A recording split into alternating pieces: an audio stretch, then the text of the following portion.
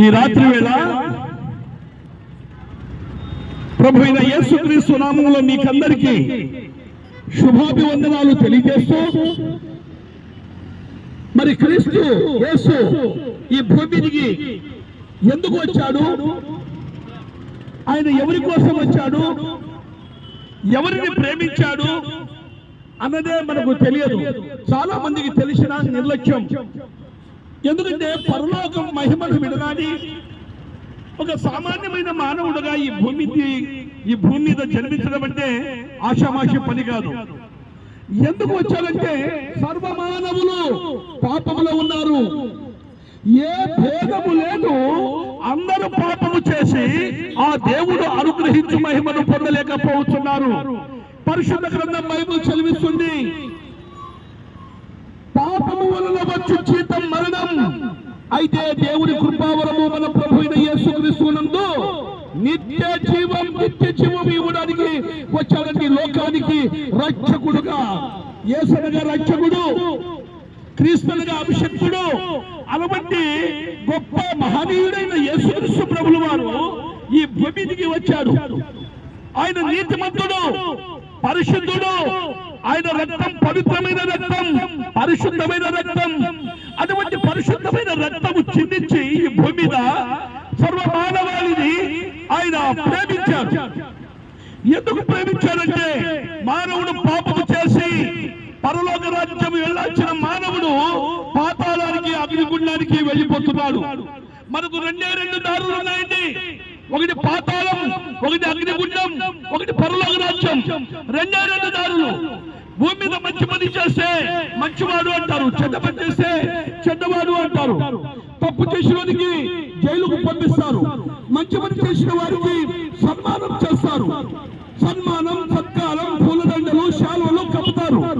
కానీ పాపము చేసిన వారికి జైల్లో మరి సరిగా చిప్పకూడు ఉంటుంది. ఎందుకంటే కూడు లేకుండా, నీళ్లు లేకుండా కుళ్ళగొట్టి చెప్తూ ఉంటారు. అలాగే పాపం చేసిన ప్రతి మనిషి కూడా నరకములో, అగ్నిగుండములో యుగ యుగాలు కాలాలి. ఆ యుగ యుగాలు తప్పించడానికే ప్రభు అయిన యేసుక్రీస్తు ఈ భూమి మీద వచ్చి సర్వమానవాళి పాపము హరించి సర్వమానవాళిని రక్షించి ఆయన పరిశుద్ధమైన రక్తము చిందించి ఆయన మరణించి ఆయన సమాధి చేయబడి యేసుక్రీస్తు ప్రభుల వారు సమాధిలో నుండి 3వ దినమున సజీవుడుగా లేచాడు. ఓ ప్రియ సోదరి సోదరుడా, నీవు ప్రయాణమై వెళ్తున్నావు. గ్యారెంటీ లేదు బతుకు. ఎప్పుడు ఏమైతుందో తెలియదు, రేపేమి సంభవించునో మీకు తెలియదు. మీరు ఇంతలోనే కనబడి అంతలోనే మాయమైపోవాలి వంటి వారే. ఒకడు లోకమంతా సంపాదించుకొని తన ప్రాణమును పోగొట్టుకునే వారికి ఏమి ప్రయోజనం లేదు. సంపాదించింది అంతా ఇక్కడనే ఉండిపోతుంది. మనము ఎలాగైతే తల్లి గర్భంలో వచ్చామో అలాగే ఒకరోజు వెళ్ళిపోవాలి.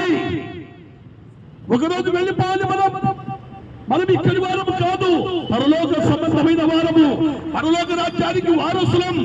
ఆ వారసత్వం చేయడానికే ప్రభు అయిన యేసుక్రీస్తు మన పాపముల నిమిత్తం తాను మరణించి సమాధి చేయబడి 3వ దినమున సజీవుడుగా లేచాడు. సజీవుడైన యేసుక్రీస్తుని పిలుస్తున్నాడు. ప్రయాసమని భారము మోసుకొస్తున్న సమస్త జనులారా, నా యొద్దకు రండి, నేను మీకు విశ్రాంతి. ఇక్కడ మీకు విశ్రాంతి దొరకదు. బీజీ ఇప్పుడు మీరు ప్రయాణమై వెళ్తున్నారు.